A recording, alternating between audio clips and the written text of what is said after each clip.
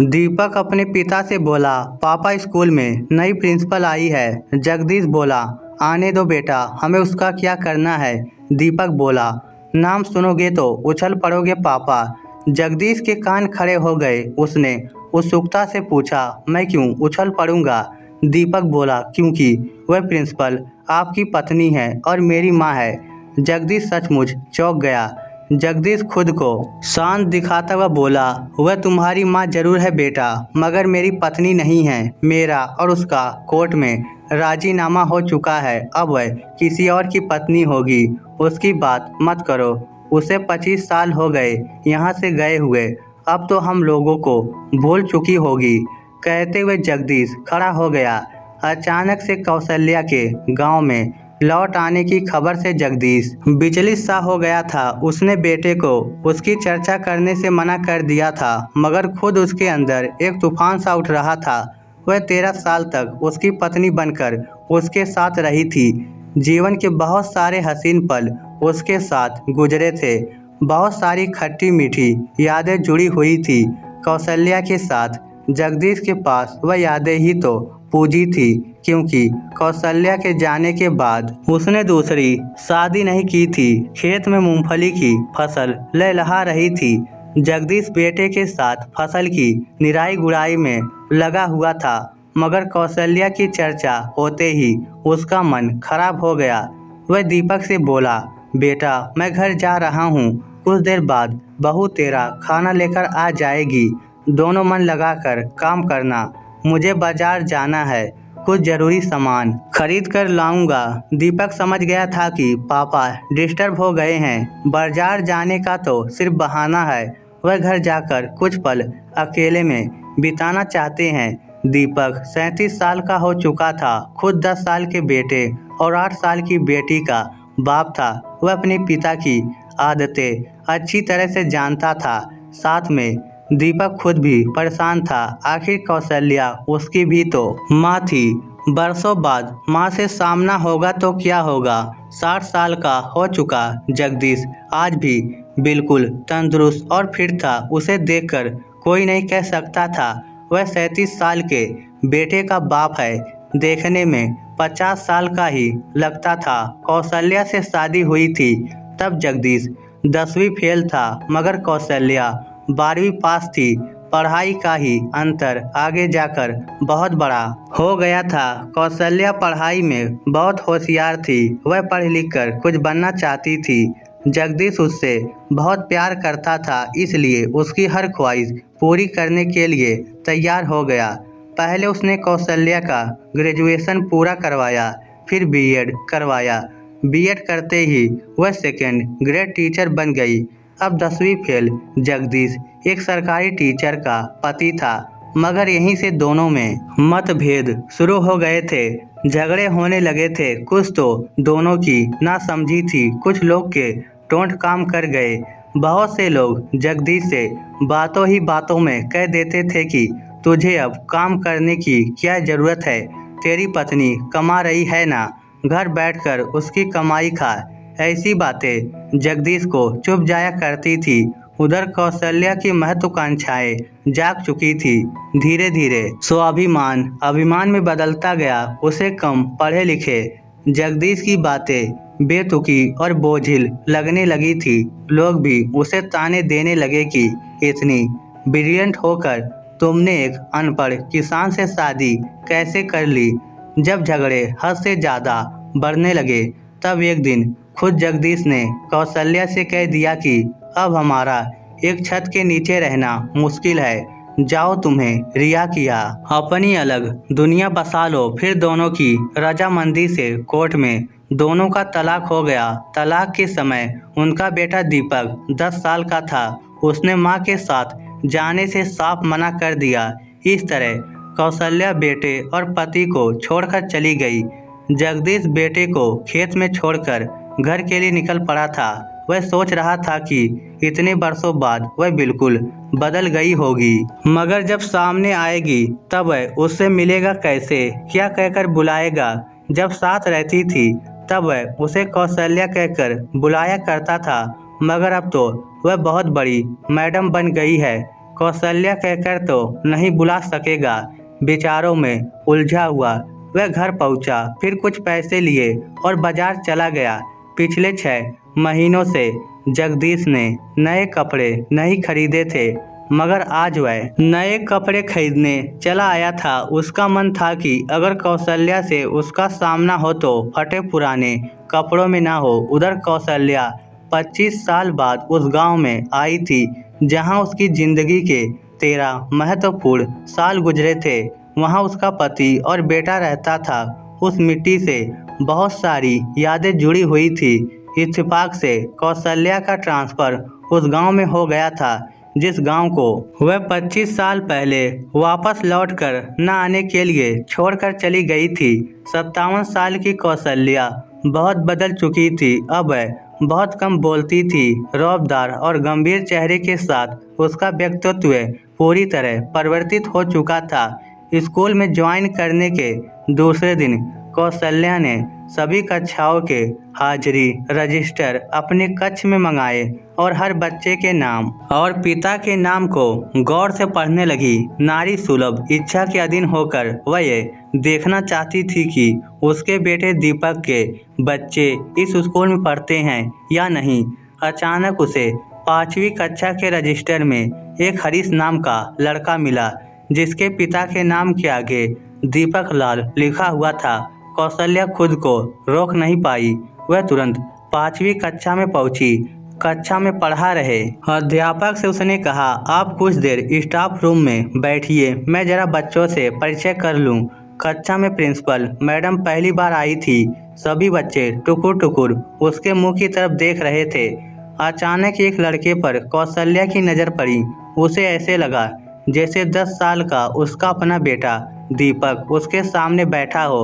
वही चेहरा, वही नैन नक्श। वह समझ गई, यही हरीश है, उसके बेटे का बेटा, उसका पोता, उसका अपना खून, उसका अपना अंश, बिल्कुल अपने बाप पर गया है। कौशल्या का दिल भर आया। उसका मन किया अभी उसे उठाकर छाती से लगा, उसको प्यार करे, बातें करे, थोड़ा सा लाड लड़ाए, मगर वह ऐसा बिल्कुल भी नहीं कर सकी।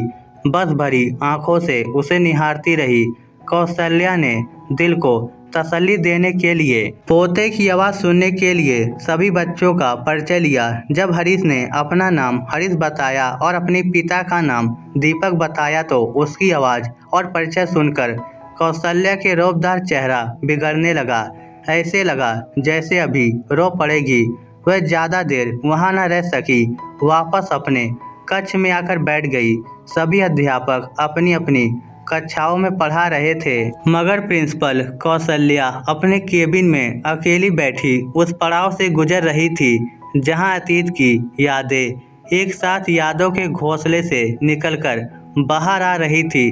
अचानक उसने सोचा, उसके बेटे दीपक का एक ही बेटा थोड़ी होगा और संतान भी तो होंगी। ये सोचकर उसने फिर से बची हुई कक्षाओं के हाजिरी रजिस्टर खंगालने शुरू कर दिए। इस बार 4वीं कक्षा के रजिस्टर में फिर एक लड़की आंचल का नाम उसके सामने आया, क्योंकि उसके पिता का नाम भी दीपक था। कौशल्या अन्य कक्षाओं के बच्चों का परिचय लेती हुई 4वीं कक्षा में पहुंच गई। कक्षा में 8-10 लड़कियां थी, मगर कौशल्या ने आंचल को तुरंत पहचान लिया, क्योंकि एक तो आंचल का चेहरा अपने भाई हरीश में मिल रहा था, दूसरा वह कौशल्या का अपना खून था। अपनेपन की कोशिश होती ही ऐसी है, खुद ब खुद कह देती है कि मैं तुम्हारा अंश हूँ, मुझे पहचानो। 8 साल की प्यारी सी आंचल दादी की तरफ शर्माते हुए देख रही थी। वह कहाँ जानती थी कि सामने जो चश्मा लगाकर प्रिंसिपल मैडम खड़ी हैं वह उसकी अपनी दादी हैं। इस बार कौशल्या ने जानबूझकर हर बच्चे को अपने पास बुलाकर परिचय लेना शुरू किया, ताकि वह पोती को छू सके, थोड़ा सा लाड लड़ा सके, थोड़ा सा अपनापन करीब से महसूस कर सके। एक एक कर बच्चे कौशल्या के पास आ रहे थे। कौशल्या उनका नाम पूछती, पिता का नाम पूछती, फिर थोड़ा सा प्यार दिखाती, गालों पर हाथ फेरती, मगर जब आंचल करीब आई और उसने अपना नाम और पिता का नाम बताया तो कौशल्या का सब्र जवाब दे गया। दिल में एक गुबार सा उठा। उसकी ममता ने इतने जोर से उफान मारा कि उसने झटके से आंचल को उठाकर अपनी गोद में बैठा लिया। छुई मुई सी आंचल प्रिंसिपल मैडम की गोद में बैठकर और ज़्यादा शर्मा गई। कौशल्या का मन किया बरसों से प्यासी सारी ममता आंचल पर लुटा दे, बच्ची से बात करे, घर वालों के बारे में पूछे, मगर वह ऐसा नहीं कर सकी और फिर से उदास सी अपनी कक्ष में आकर बैठ गई। जब बच्चे छुट्टी के बाद घर पहुंचे तब घर में जगदीश उनका इंतजार कर रहा था। उसका दिल कौशल्या के बारे में जानने के लिए बहुत ज़्यादा उत्सुक था।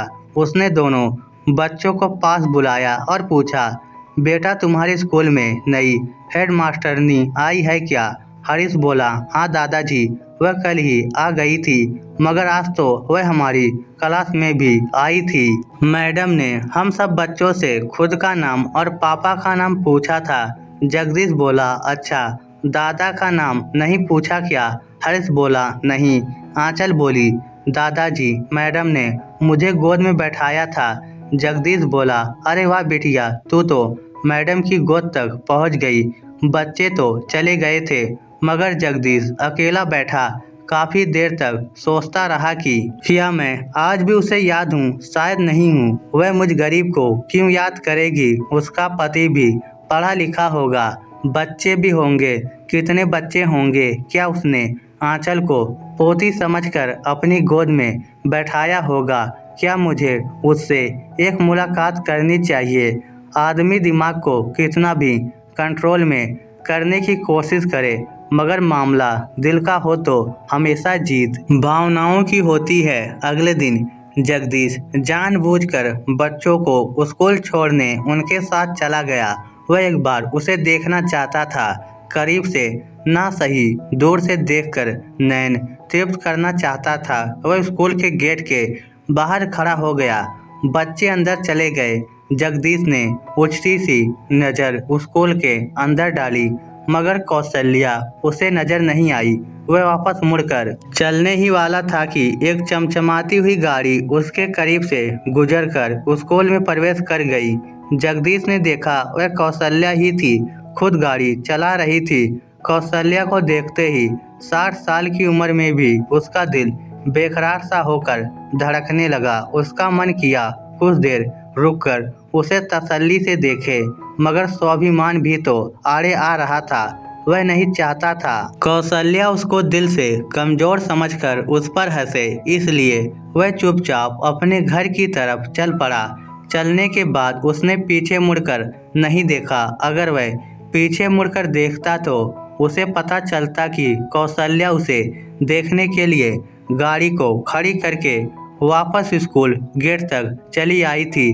कौशल्या गाड़ी चलाते हुए भी एक ही नज़र में उसे पहचान गई थी। बरसों बाद उसे देखा था, इसलिए करीब से देखने के लिए गाड़ी को खड़ी करते ही तुरंत स्कूल की गेट की तरफ लपकी थी। मगर जगदीश ने तो पलट कर भी नहीं देखा था, इसलिए वह निराश होकर वापस अपने केबिन में आ गई।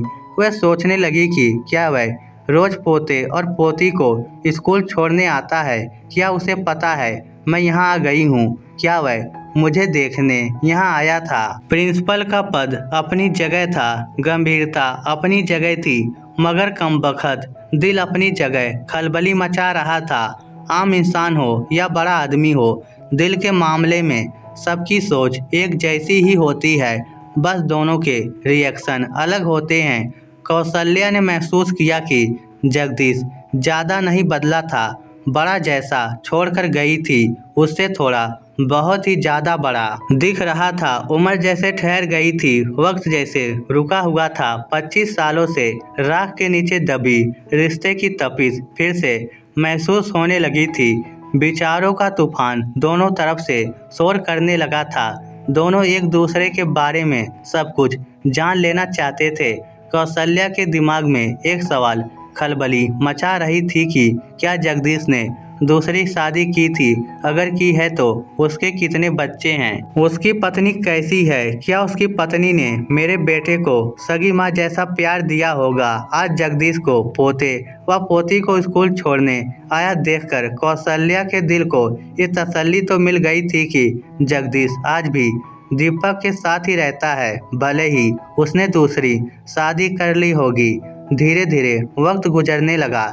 जगदीश दोबारा बच्चों को छोड़ने स्कूल नहीं आया। उधर कौशल्या ने भी बच्चों से दोबारा बात नहीं की। ऐसे लगने लगा कि दोनों तरफ से भावनाओं को दबा लिया गया है। एक बार फिर से सब कुछ शांत हो गया था, जैसे पिछले 25 साल से सब कुछ शांत पड़ा था। किसी ने एक दूसरे के बारे में जानने की कोशिश नहीं की थी, वैसे ही सब कुछ शांत होता दिखाई दे रहा था। इंसान व्यक्तिगत रूप से भावनाओं का समायोजन कर सकता है, मगर दुनिया अपनी चर्चा करना नहीं छोड़ती। धीरे धीरे खुसुर फुसुर होते होते पूरे गांव को पता चल गया कि स्कूल प्रिंसिपल जगदीश की तलाकशुदा पत्नी है। गांव को पता चला तब स्कूल के बच्चों को भी पता चल गया। स्कूल के बच्चों को पता चला तब आंचल और हरीश को भी पता चल गया कि वह उनकी दादी है। फिर एक दिन 10 वर्षीय हरीश कौशल्या के केबिन में जा पहुंचा और जाते ही पूछ बैठा, मैम क्या आप मेरी दादी हो? कौशल्या चुपचाप अपने पोते का मुंह देखती रह गई। फिर बोली, तुम्हें किसने बताया बेटा? वह बोला, सारे स्कूल को पता है आप मेरी दादी हो। अगर आप मेरी दादी हो तो तब हमारे साथ क्यों नहीं रहती? कौशल्या बोली, बेटा मैं तुम्हारी दादी नहीं हूँ, तुम्हारी दादी तो तुम्हारे घर पर होगी ना। हरीश बोला, नहीं आप मेरी दादी हो, मेरे पापा की मम्मी हो, हमारे घर पर और कोई दूसरी दादी नहीं है। कौशल्या ने चौंकते हुए पूछा, चलो बताओ तुम्हारे घर में कौन कौन रहता है? वह बोला, मैं और मेरी बहन आंचल, मेरे दादाजी, मेरे पापा मम्मी। कौशल्या बोली, तुम्हारे दादाजी की पत्नी नहीं रहती क्या तुम्हारे साथ? बच्चा मासूमियत से बोला, मेरे दादाजी की पत्नी तो आप हो मैम, अगर आप साथ नहीं रहोगी तब दूसरी दादी कहाँ से आएगी? कौशल्या समझ गई कि जगदीश ने दूसरी शादी नहीं की है, वह आज भी अकेला ही जी रहा है। वह हरीश से बोली, इधर आ बेटा। हरीश करीब आया तो कौशल्या ने झपट कर उसे गोद में उठा लिया और इसे प्यार करते हुए बोली, हाँ मैं ही तुम्हारी दादी हूँ बेटा। कल अपने दादाजी से पूछ कर आना कि मैं तुम्हारे घर तुम सबसे मिलने चली आऊँ क्या? बच्चे ने जब मैडम के घर आने के बारे में बताया तो जगदीश और दीपक दोनों को साफ सूंघ गया। दोनों चाहते थे वह आए, मगर मुंह से बोलकर किसी ने नहीं कहा कि उसे बोल दो आ जाए। हरीश बोला, मैं मेम से क्या बोलूं दादाजी? जगदीश को चुप देखकर दीपक की पत्नी बोली, बोल देना बेटा आ जाए। वह तुम्हारी दादी है, तुम्हारे पापा की माँ है, ससुर जी से कोई रिश्ता ना रहा तो क्या हुआ? बच्चे ने कौशल्या को बता दिया कि आप हमारे घर आ सकती हो। कौशल्या ने हरीश से कहा, अपने दादाजी को बोल देना 2 दिन बाद इतवार को सुबह आऊंगी। जगदीश के घर में तलाकशुदा पत्नी के स्वागत की तैयारियां चलने लगी। चाय नाश्ते पानी का इंतजाम किया गया। उधर बरसों बाद कौशल्या ब्यूटी पार्लर गई। 16 श्रृंगार किए, एक महंगी मगर सादगीपूर्ण साड़ी पहनी। फिर वह बस अड्डे पर जा पहुंची। आज वह बस से जा रही थी, अपनी गाड़ी में नहीं जा रही थी। वह बहुत ज़्यादा भावुक हो गई थी, नहीं चाहती थी कि गाड़ी में जाकर पति को नीचा दिखाए। जब वह बस में बैठी तो 25 साल पुरानी यादें ताज़ा हो गई। जब वह अकेली सफ़र करके ससुराल जाया करती थी तब जो फील किया करती थी, आज भी उन्हीं उदागरों में खो जाना चाहती थी। बस चलते ही उसका दिल धक धक करने लगा। उसे ऐसा लगा जैसे जगदीश आज भी उसका पति है और वह पिया मिलन के लिए बावरी सी होकर ससुराल जा रही है। जिंदगी के उन 25 सालों पर जैसे रेत पड़ गई हो जो उसके बिना गुजरे थे। वह आज भी अकेली जी रही थी। जगदीश के पास पूरा परिवार था, मगर कौशल्या के पास यादों के सिवा कुछ न था। जब वह जगदीश के घर पहुंची तब घर के सभी सदस्य गेट पर खड़े होकर उसका स्वागत करने के लिए खड़े थे। अगर कौशल्या को पैदल आते देखा तो आश्चर्य में पड़ गए। दीपक उसके आने से पहले सोच रहा था कि माँ से ज़्यादा हंस बोलकर बात नहीं करेगा। वह बड़ी औरत है, प्रिंसिपल है, उसके पद के हिसाब से एक अजनबी की तरह रूखे सूखे जवाब देगा, पैर भी नहीं छुएगा, सिर्फ हाथ जोड़कर नमस्कार करेगा। मगर जैसे ही उसने कौशल्या को देखा तब दीपक का सारा एटीट्यूड गायब हो गया, क्योंकि वह प्रिंसिपल नहीं लग रही थी, वह तो सिर्फ माँ लग रही थी। माँ के सिवा कुछ नहीं लग रही थी। उसे देखते ही दीपक के हाथ खुद ब खुद माँ के चरणों की तरफ झुक गए। 25 साल पुराना माँ का धुंधला सा अक्स अब पूरी तरह स्पष्ट होकर उसके सामने आ गया था। घबराई हुई सी उदास माँ को देखा तो दीपक को लगा उसके भीतर ही भीतर कुछ पिघल रहा है। माँ ने उसके दोनों बाजू पकड़कर ऊपर उठाया, फिर उसकी तरफ ऐसे देखने लगी जैसे कह रही हो, गले नहीं लगेगा क्या। दीपक अचानक फपकते हुए माँ के आंचल से लग गया। कौशल्या की आंखों से भी अश्रुधारा बह निकली। माहौल अचानक बोझिल हो गया था, मगर जैसे तैसे माँ बेटे ने बिना कुछ बोले अपनी भावनाओं पर काबू पाया। फिर बच्चे और बहू ने भी उसके पैर छुए। कौशल्या ने सबको गले लगाया, मगर जगदीश दूर खड़ा था। उसने हाथ जोड़कर पत्नी का अभिवादन किया तो कौशल्या के दिल के भीतर कुछ टूटकर बिखरने लगा। कौशल्या जगदीश के पास बैठी थी। दोनों एकांत में भी चुप थे। दीपक और उसके बीबी बच्चे उनके पास नहीं थे। बात शुरू करने के लिए जगदीश ने पूछा, तुम्हारे पति और बच्चे कैसे हैं? वह सुनी आंखों से जगदीश को देखते हुए बोली, मैंने शादी नहीं की। इतना सुनते ही जगदीश का दिल उछल पड़ा, मगर वह बाहर से शांत रहते हुए बोला, क्यों? वह बोली, आपने भी तो नहीं की दूसरी शादी। जगदीश बोला, बेटे के लिए सौतेली माँ नहीं लाना चाहता था, इसलिए नहीं की। मगर तुम तो फ्री थी। वह उदास होकर बोली, एक औरत की शादी एक बार होती है, दूसरे मर्द को शरीर सौंपना खुद को ख़त्म करने जैसा है। मैं ख़त्म नहीं होना चाहती थी, इसलिए अकेले जीना मंजूर कर लिया। वह झिझकते हुए बोला, तो लौट आती। कौशल्या ने झटके से सर उठाकर उसकी तरफ देखा, फिर बोली, किस हक से लौट आती? तलाक जो ले चुकी थी। मैं तो ना समझ थी, मगर आप भी उस वक्त कितने ज़्यादा चिड़चिड़े हो गए थे। आप पर भी गुस्सा आता था, पछतावा होता था, मगर जब तक समझ आई तब तक बहुत देर हो चुकी थी। धीरे धीरे अकेले रहने की आदत पड़ गई। जगदीश बोला, सच कहती हो, उस समय हम दोनों ही गलत थे। मुझे भी तुमसे बिछड़कर बहुत पछतावा हुआ, मगर पछताने से क्या फ़ायदा जब चिड़िया खेत चुग चुकी हो। कौशल्या बोली, एक बात कहूँ? वह बोला, क्या? वह भरे गले से बोली, मेरा बनवास ख़त्म कर दो। थक गई हूँ अकेले चलते चलते। अब थोड़ी सी सुस्ताना चाहती हूँ, परिवार के साथ रहना चाहती हूँ। जगदीश की आंखों में खुशी के आंसुओं की झड़ी लगी थी। चेहरा बिगड़ने लगा था। पता ही नहीं चल रहा है वह हंस रहा है या रो रहा है। दीवार के उस पार खड़ा दीपक और उसकी पत्नी दोनों कान लगाकर सुन रहे थे। दीपक पत्नी का हाथ पकड़कर दूर ले जाता हुआ खुशी में चहकता हुआ आंसुओं को रोकता गया। बोला, माँ लौट आई है। जगदीश बोला, तलाक के कागजों का क्या होगा? कौशल्या बोली, फाड़ देंगे। वह बोला, लोग क्या कहेंगे? वह बोली, कुछ दिन बातें बनाएंगे, फिर चुप हो जाएंगे। जगदीश बोला, एक बार फिर सोच लो, गरीब और अनपढ़ आदमी हूँ, इतने बड़े पद वाली बीबी को नहीं संभाल पाऊंगा। कौशल्या ने धीरे से जगदीश के हाथ पर हाथ रखते हुए कहा, मैं हूँ ना, सब कुछ संभाल लूँगी। इतना सुनकर जगदीश ने कौशल्या का हाथ कसकर पकड़ लिया। इस स्टोरी को लेकर आपकी क्या राय है? नीचे कमेंट करके हमें ज़रूर बताइएगा। धन्यवाद।